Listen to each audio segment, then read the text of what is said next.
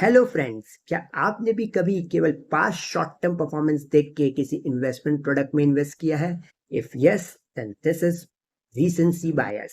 Let's understand it. अगर short term performance से, news से, इवेंट से हम बहुत ज्यादा इन्फ्लुएंस हो जाते हैं और हमें लगता है कि आने वाले टाइम में भी ऐसा ही चलता रहेगा, ऐसा ही परफॉर्मेंस आता रहेगा, तो उसे हम रीसेंसी बायस कहते हैं। Let's understand it properly with the help of an example. In 2025 and early 2026, gold and silver were the hot investment product. क्यों? क्योंकि they were the best performing asset class. और जनवरी 2026 में हम देखें, जब गोल्ड और सिल्वर पीक आउट हुए थे, उस समय गोल्ड और सिल्वर ईटीएफ में रिकॉर्ड इनफ्लोज हुए थे। इनफैक्ट गोल्ड और सिल्वर ईटीएफ का अगर हम कंबाइंड इनफ्लो देखें तो वो इक्विटी फंड से भी ज्यादा था, जो अनप्रेसिडेंटेड है। लोग ज्यादा इन्वेस्ट कर रहे थे उस समय क्योंकि वो बेस्ट परफॉर्मिंग था। और हुआ क्या उसके बाद? Gold and silver price collapse. और थोड़ा पीछे चलते हैं, 2023 and 24 equity was the hot asset class, क्योंकि वहां सबसे ज्यादा रिटर्न्स बन रहे थे और उसमें भी स्मॉल कैप कैटेगरी में।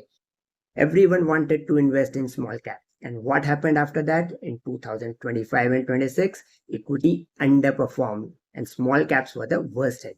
तो हमें ये समझना है कि ये ह्यूमन साइकोलॉजी है। हम सब रीसेंट इवेंट से बहुत ज़्यादा इन्फ्लुएंस हो जाते हैं, जिसके कारण हम इमोशनल होकर रॉन्ग इन्वेस्टमेंट डिसीजन लेते हैं, जो हमारे इन्वेस्टमेंट के हेल्थ के लिए अच्छा नहीं है। ऐसा ही चीज म्यूचुअल फंड इन्वेस्टर्स में भी देखा जाता है। वो शॉर्ट टर्म परफॉर्मेंस को चेस करते हैं विद द एक्सपेक्टेशन कि आने वाले टाइम में भी यही फंड अच्छा परफॉर्म करेगा, बेस्ट परफॉर्मर रहेगा। और अगर कोई फंड अंडर परफॉर्म करता है तो विदाउट प्रॉपर एनालिसिस किए वो उस फंड से भी एग्जिट कर जाते हैं। अब होता क्या है, कई बार ऐसा देखा गया कि आने वाले टाइम में वो जो बेस्ट परफॉर्मर था वो अंडर परफॉर्म कर जाता है, और जो वो अंडर परफॉर्मिंग स्कीम था वो आउट परफॉर्म कर जाता है। इसका भी कारण होता है क्योंकि विनर्स रोटेट होते हैं, फंड का परफॉर्मेंस सिक्लिकल होता है। तो ये रिसेंसी बायस एक बिहेवियरल फ्लॉ है जो हमारे इन्वेस्टमेंट के लिए अच्छा नहीं है और हमें इससे बचना चाहिए। एक चीज और हमें ध्यान रखना है कि जब हम केवल रिटर्न देख के इन्वेस्ट करते हैं तो एक बहुत इंपॉर्टेंट एस्पेक्ट को हम इग्नोर कर देते हैं, रिस्क। हमें यह भी देखना चाहिए कि जब इन्वेस्टमेंट कर रहे हैं, भले रिटर्न अच्छा दे रहा है, पर क्या वो मेरे रिस्क प्रोफाइल से मैच खा रहा है कि नहीं। आई होप इस वीडियो से रीसेंसी बायस को लेके काफी क्लैरिटी आया होगा।